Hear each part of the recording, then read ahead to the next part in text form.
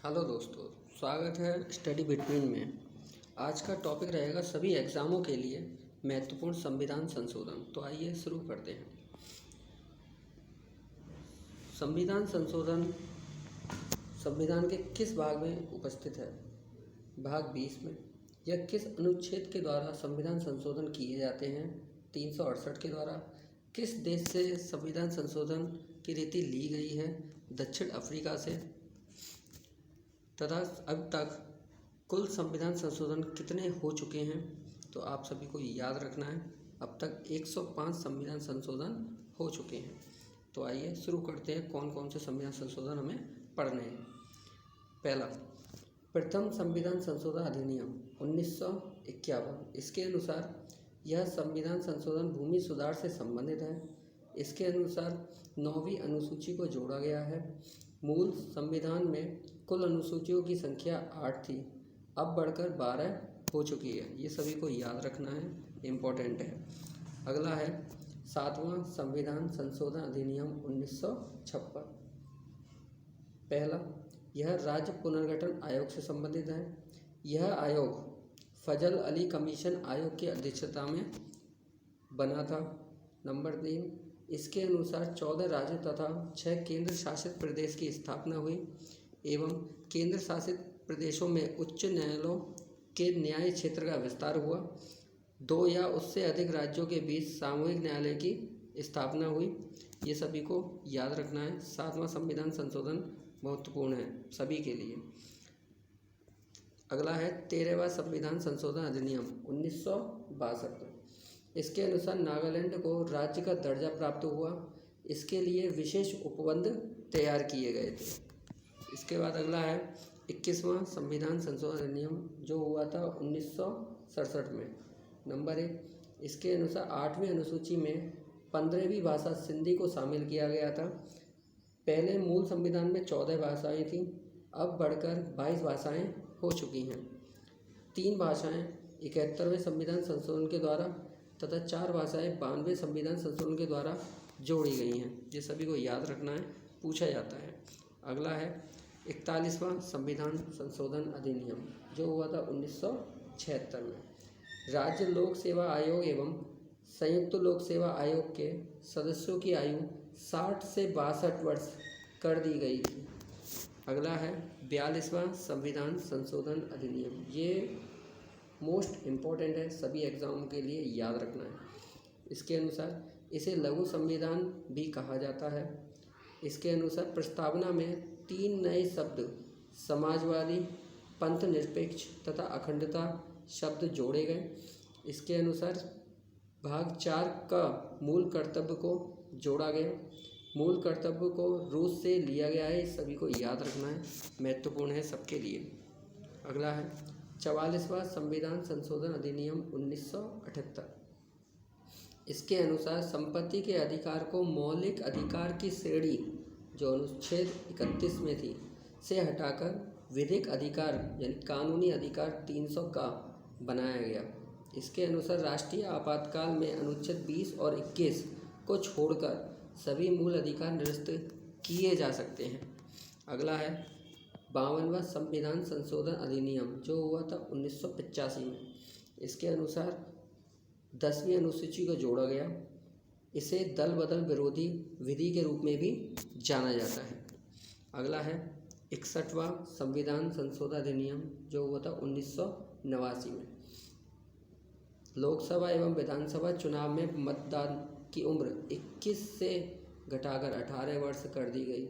ये इम्पोर्टेंट है सभी एग्ज़ामों के लिए, याद रखना है। अगला है 71वां संविधान संशोधन अधिनियम 1992। इसके अनुसार 8वीं अनुसूची में 3 और नई भाषाएं नेपाली, मणिपुरी, कोंकणी को शामिल किया गया था।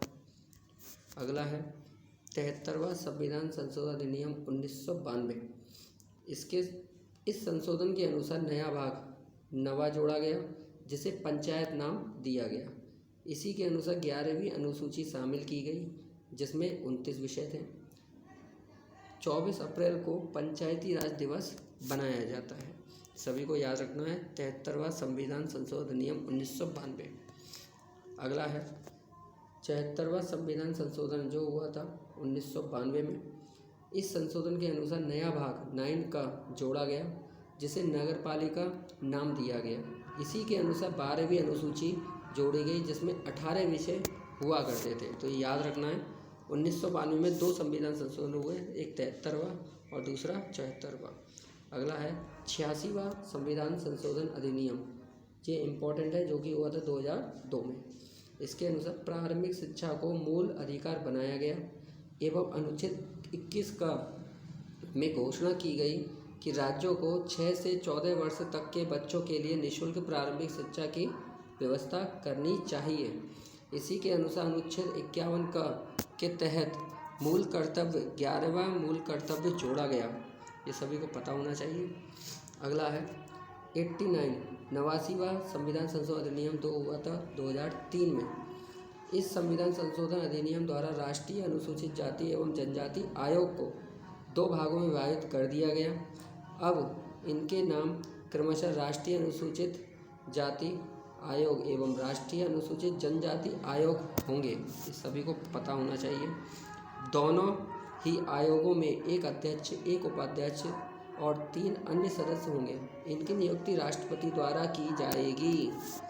अगला है 91वां संविधान संशोधन अधिनियम जो हुआ था, ये भी 2003 में।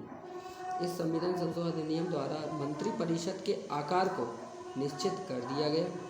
इसके अनुसार केंद्रीय मंत्रिपरिषद में प्रधानमंत्री समेत मंत्रियों की अधिकतम संख्या लोकसभा की कुल सदस्य संख्या के 15% से अधिक नहीं होनी चाहिए।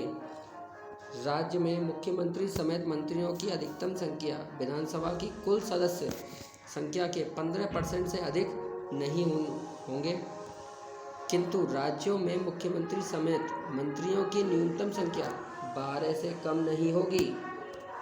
प्यारे बच्चों, ये सभी को पता होना चाहिए। अगला है 92वां संविधान संशोधन अधिनियम 2003।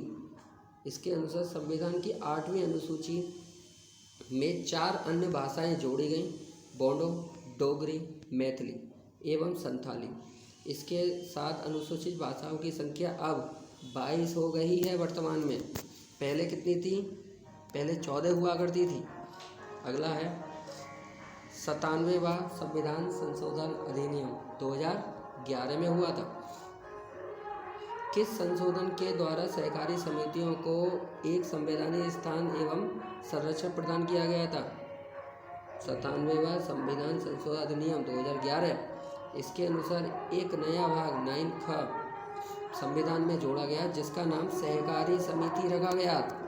प्यारे बच्चों, सभी को पता होना चाहिए। अगला है 100वां संविधान संशोधन अधिनियम 2015 में हुआ था।